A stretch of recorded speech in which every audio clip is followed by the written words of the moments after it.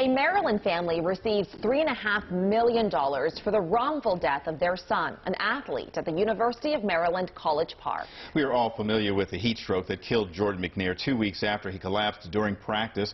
And for the first time since that settlement, Jordan's parents talked to Vic Carter about their son and what they hope to do with his foundation. For more than 2 years, we have all felt the pain of Marty McNair and Tanya Wilson.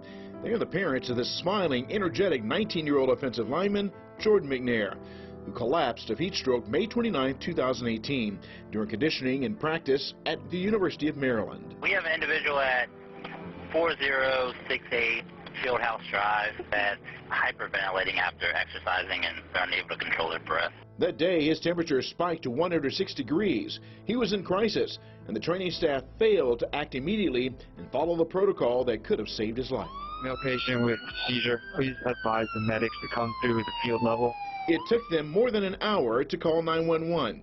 Despite a liver transplant and a powerful will to live, Jordan McNair died less than 2 weeks later. The university accepts legal and moral responsibility for the mistakes that our training staff made on that fateful workout day. A thorough investigation of McNair's death revealed a toxic culture among the coaching staff, an under-equipped training staff with a general lack of knowledge about heat stroke, and the established protocols to save an athlete in distress. 2 trainers were fired, a coach resigned, and head coach DJ Durkin was eventually fired. Does this bring closure for you? Closure, yes, on the legal side, yes, but I will forever grieve my child. I miss him every day.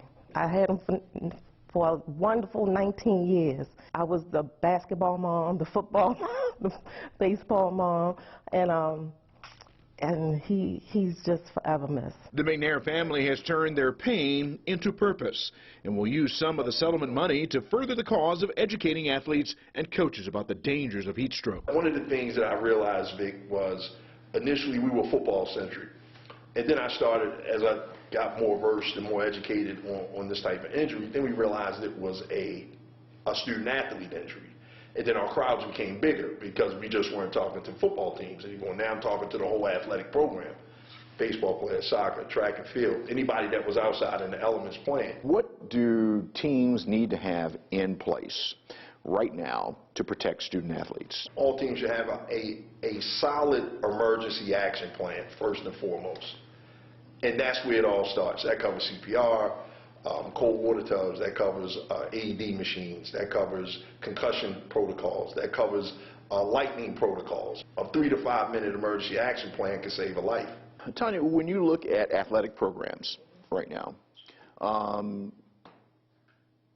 what do you think was the priority for athletic programs, if not the safety of the students? Winning. That's it. Winning. Push those athletes, push them, because at the end of the day, it's all about a win. But they will quickly tell you focusing only on wins can result in the loss of life, a message they think is now sinking in across the country. So it's changing. So you've made a difference? Yes, I think so. Jordan made a difference. His death is not in vain. Jordan has made a difference. Vic, thank you for sharing this story with us about Jordan and his really incredible parents, Tanya and Marty.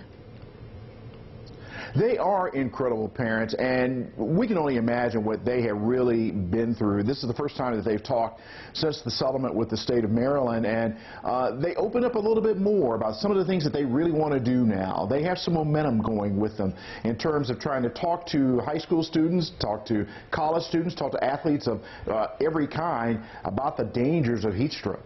Because once again, his death could have been prevented.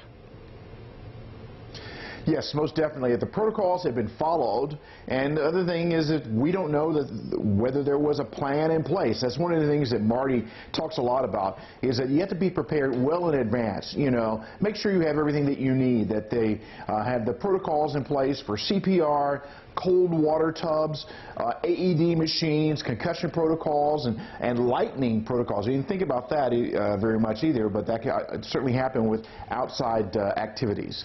And why is it that they want to focus their efforts on high school students and athletes? Well, I think it's important in their eyes to talk to high school students and, more importantly, their parents. And parents have to be the watchdogs here. Parents have to be the ones to make sure that those protocols are in place before they send their child onto the field or place them into the hands of a coaching staff. And then also helping high school students understand and recognize the signs. You know, I played high school athletics, I played football, ran track. You did not want to be the one person who was sitting on the sidelines not feeling well while your teammates are out there working really, really hard. And so they need to change the mindset. And also let the parents communicate with their children to that when they don't feel well, to stop, take the proper protocols, make sure that they are okay. There is so much pressure on them to win. Vic, thank you so much. It's a really important story.